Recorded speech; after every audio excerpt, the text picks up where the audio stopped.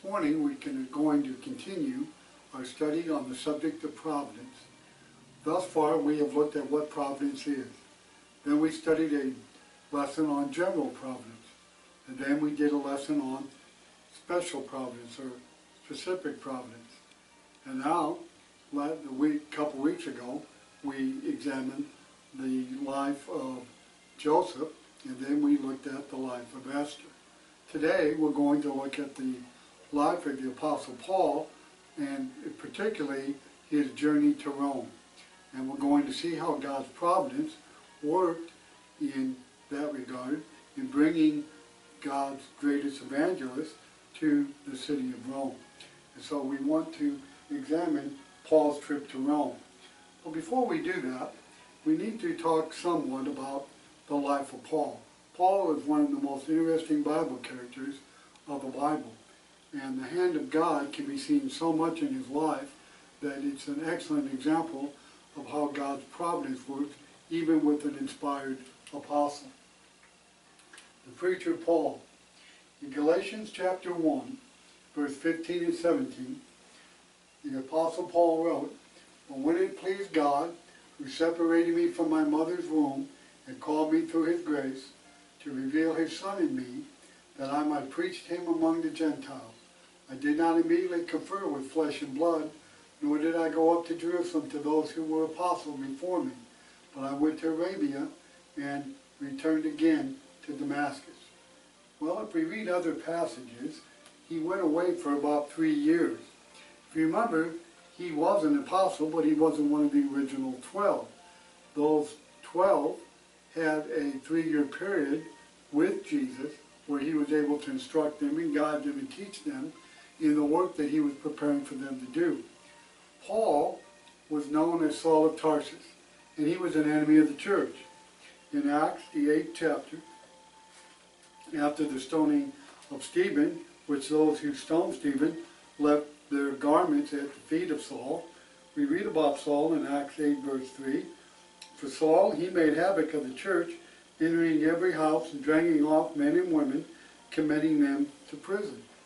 And so we see that he was very zealous in his determination to eradicate Christianity and destroy Christians and destroy the church. Why? He thought they were opposed to God. He thought that they were an enemy of God. They thought the church was opposed to God's plan. And again, he was very zealous. Now in Galatians 1, he's talking about his own conversion, and he tells us that God chose him to be his messenger to go to the Gentiles, and that he went away for 3 years, and he was further instructed and given the revelation of God. In other passages in Galatians, we can see that he was given the revelation of God. Well, what was the source of his work? 1 Corinthians 15:10, again another book written by the Apostle Paul. "But by the grace of God I am what I am, and his grace towards me was not in vain, but I labored more abundantly than they all, yet not I, but the grace of God which was in me." Notice, he says the grace of God that was in him. He understood that everything that he accomplished and everything he did was because of the mercy and the grace and the love of God that was bestowed upon him, that allowed him to be able to correct the mistakes in his life and to put that zeal and determination and commitment and dedication to not to try to destroy the church, but now to try to broaden its borders and become one of the greatest evangelists that in the New Testament times, and a man who started many of the Lord's churches in the book of Acts. And so we see that he understood that the source of his work was through the grace of God. Now, in 2 Corinthians chapter 1, verse 9 and 10, Paul would write, "Yet we had the sentence of death in ourselves, that we should not trust in ourselves, but in God, who raises the dead, who delivered us from so great a death, and does deliver us, in whom we trust, that he will still deliver us." You see, God prepared them for the work of spreading the gospel. He also prepared them for opposition. They would be opposed. They would be rejected by the majority.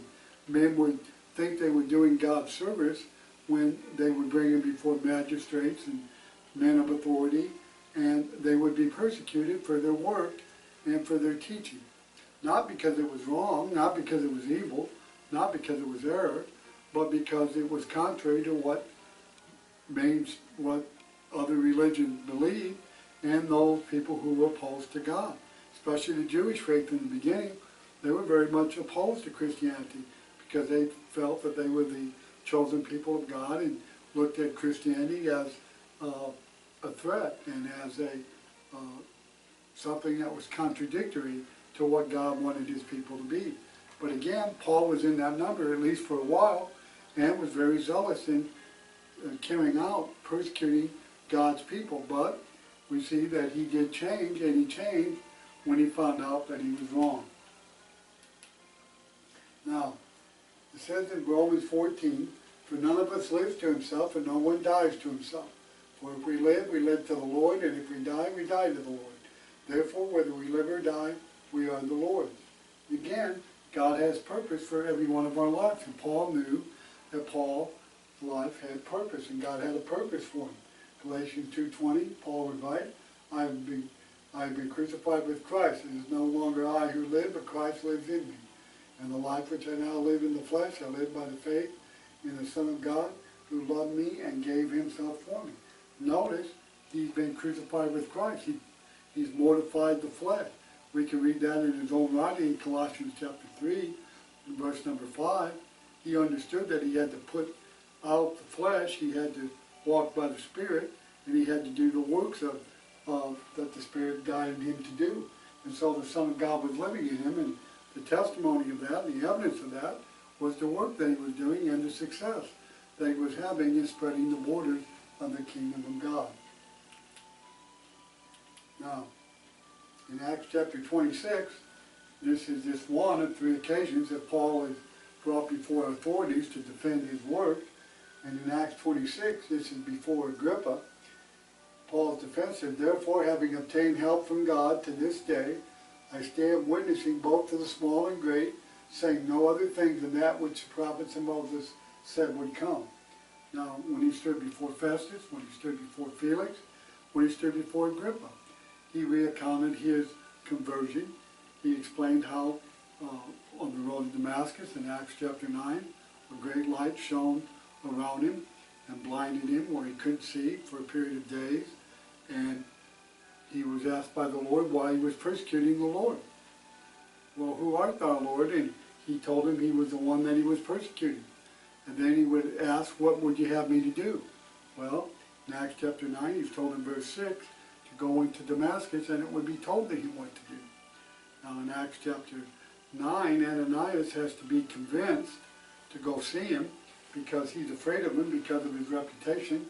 But God tells him to go and to talk to him because he's now been chosen as his messenger and a means of reaching the Gentiles. And so he goes and he talks to Saul, and Saul readily understands his wrong. He sees that he's been wrong. He sees he's been going in the right direction. And immediately he's baptized. And then in that passage we read earlier, he conveys for 3 years. He goes into Arabia. Then he comes back to Damascus. And when he comes back, he begins preaching and proclaiming the truth that he wants to pose. And he began to extol Christ and his church and the things of God, and those things that he one time opposed. And in Acts 26, he is telling Agrippa that his faith and his trust is in God. And he depends on God in order to know what he should do, how he should do it, and where he should go. And he's faithful to where God wants him to go. And so Paul's defense is that he depends on God. He understands that God is with him. And he understands that he's doing God's work. And so he is faithful in that commitment. And he becomes a very strong instrument in spreading the gospel into Asia and into the Gentile world. Now, in Acts chapter 21, we're in the home of Philip the evangelist. And in verse 8 and 9, it says, "On the next day, we were Paul's companions, departed and came to Caesarea, and entered the house of Philip the evangelist, who was one of 7, and stayed with him. This man had 4 virgin daughters who prophesied. Now, in this home of Philip, there was a prophet of God named Agabus, in verse number 10. And we stayed many days, and a certain prophet named Agabus came down from Judea. Now, this was a prophet in the first century, men that were directed by the Holy Spirit to proclaim and to explain God's will of things that would come to pass. And in verse 11, Agabus has a prophecy. He says, and when he had come to us, he took Paul's belt, bound his own hands and his feet, and said, thus says the Holy Spirit, so shall the Jews at Jerusalem bind the man who owns this belt and deliver him into the hands of the Gentiles. And so Agabus the prophet prophesied that when he gets to Jerusalem, that the Jews are going to arrest him, they're going to bind him, and they're going to secure his hands and his feet, and he's going to be arrested. Why? Because they believe that he's in opposition to God. They believe that he's a traitor. He once was with them, now he's preaching the way that he once tried to destroy, and so he's looked at as a traitor. And so they don't want him to be successful. They well understand his zeal and commitment, and so he is warned that when he goes to Jerusalem, that he's going to be bound in chains. And it discourages him from going, does it? No. 9, verse 12 says, now when they heard these things, both we and those from that place pleaded with him not to go to Jerusalem. Now the people who loved Paul, the people who respected him and loved his work, they begged him not to go. They just tried to discourage him and tell him not to go. Well, what did he say? Look at verse 13. Then Paul answered, why do you mean by weeping and breaking my heart? For I am ready not only to be bound, but also to die in Jerusalem for the name of the Lord Jesus. So when he would not be persuaded, we cease saying, the will of the Lord be done. And after those days, we packed up and went to Jerusalem. Now Paul's determined to go. He's determined to go because he knows that's where he needs to be. He wants to be there on Pentecost because there's going to be many Jews in the city. It's an opportunity to teach. It's an opportunity to try to correct the Jews' understanding to accept Jesus as the Messiah and to bring them into the fold of Christ. And so he's going there to preach and proclaim the gospel. And he goes well aware that change and tribulation and problems are going to await him because of the opposition of the Jews. But when they determine that they can no longer just discourage him and that he's going to go, then they said, let the Lord's will be done. Now, the brethren received him gladly. Again, continue reading in verse 15, chapter number 21. It says, and after those days we packed up, and also some of the disciples from Caesarea went up with us and brought with them a certain man, Mason of Cyprus, an early disciple, in whom we were to lodge. And when we had come to Jerusalem, the brethren received us gladly. And so the brethren were glad to see Paul. They were glad that he was there, and they were encouraged by his presence. Now, the elders warned Paul that they know the Jews are in opposition to him, and the Jews are trying to find fault with him in order to get him arrested. And so they have a plan, or they have a suggestion to try to ward off some of this opposition. And in chapter 21, beginning in verse 20, and when they heard it, they glorified the Lord, and they said to him, you see, brother, how many myriads of Jews there are who have believed, and they are zealous for the law. But they have been informed about you, that you teach all the Jews who are among the Gentiles to forsake Moses, saying that they ought not to circumcise their children, nor to walk according to the customs. And so the elders have warned Paul that the Jews have already put in the minds of the people that he is trying to tell the Jews to forsake the law of Moses and turn their back on the law of Moses. So there's already animosity out there. There's already resistance to Paul and rebellion to his work. because they believe that he is openly trying to destroy the law of Moses. And so they make a suggestion to him. And this suggestion is to try to remove the prejudice that the Jews had instilled in people in what Paul was there for and what Paul was doing. In verse 22 it says, "What then? The assembly must certainly meet, for they will hear that you have come. Therefore do what we tell you. We have 4 men who have taken a vow.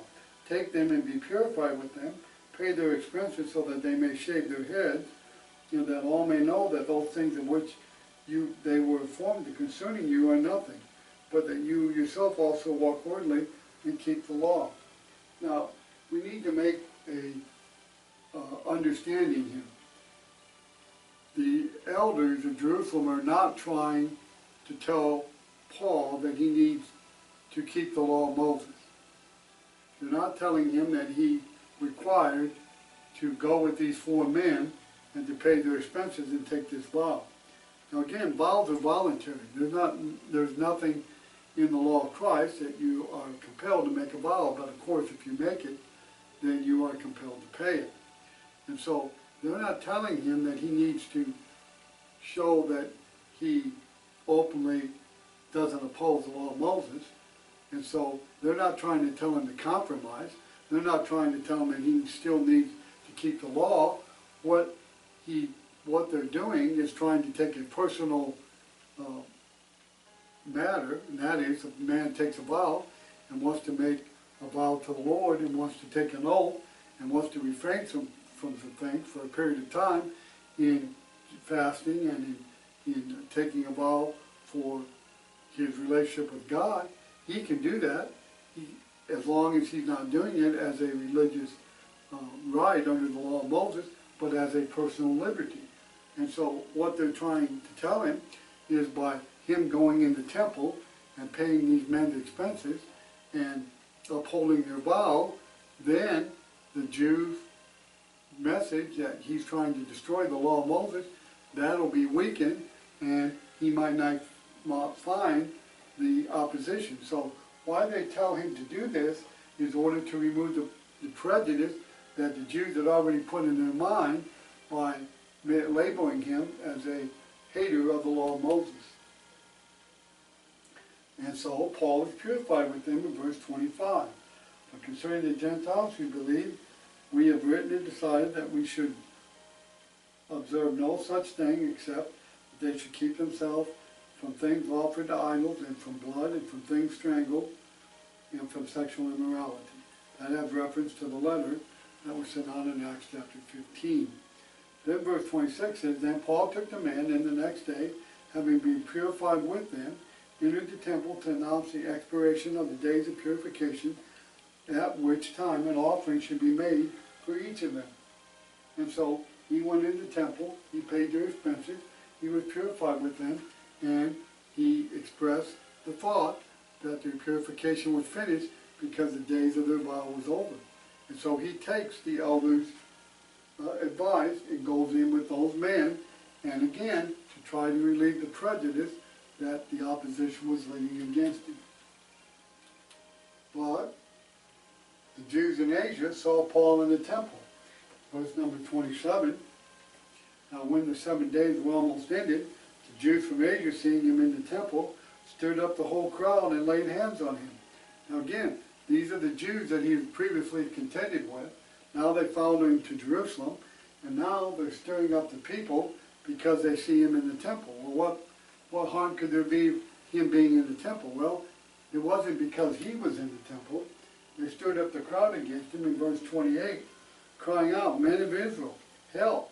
This is the man who teaches all men everywhere, against the people, against the law, and against this place. And furthermore, he's also brought Greeks into the temple and has defiled this holy place. For they had previously seen Timotheus, the Ephesian, with him in the city, and they supposed that Paul brought him into the temple." Again, this is supposition. This is an assumption. They see Paul in the city.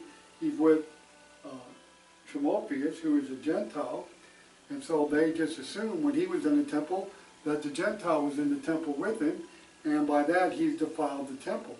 Well, again, they don't know it, but they used that as a means of stirring up the crowd against him, of getting a riot started, of trying to get people to oppose and to reject Paul even before he begins to teach, because he's in violation of the law. Again, these are men who are just trying to stir up the crowd against him so they will not hear him and will not receive him. Now, in verse 30, they have the desired effect. Verse 30 says, and all the city was disturbed, and the people ran together, seized Paul, and dragged him out of the temple, and immediately the doors were shut. Now, as they were seeking to kill him, news of that came to the commander of the garrison, and all Jerusalem was in an uproar. Now, all Jerusalem's in an uproar. There's turmoil, there's chaos, and everybody's confused. And the Jews are really mad at Paul because they think he brought a Greek into the temple, and also he's trying to destroy the law of Moses, and he's trying to oppose it. And again, the law of Moses was set aside by Christ when he died on the cross, Colossians 2:14. But again, what they're trying to do is point at the minds of the people so they won't listen and they won't abide by his teaching. And so what you have is you have a riot. That's basically what we have here. We have a riot. And all this is smoke screening in order to silence the voice of Paul. This is what all this is about. These Jews from Asia are seeking a way to silence his voice so he can't teach, so he can't proclaim the gospel, so he can't use the law to show them how it was to lead them to Christ. If we read in Galatians 3:24 and 25, they're trying to silence the messenger even before he gets the message preached. Why? Because they don't want him to have success. They look at Christianity as a threat to them. And so they oppose it. And since they oppose Christianity, they oppose Paul, since he's now promoting him. Now, they were about to kill Paul. They were so angry, they're in such an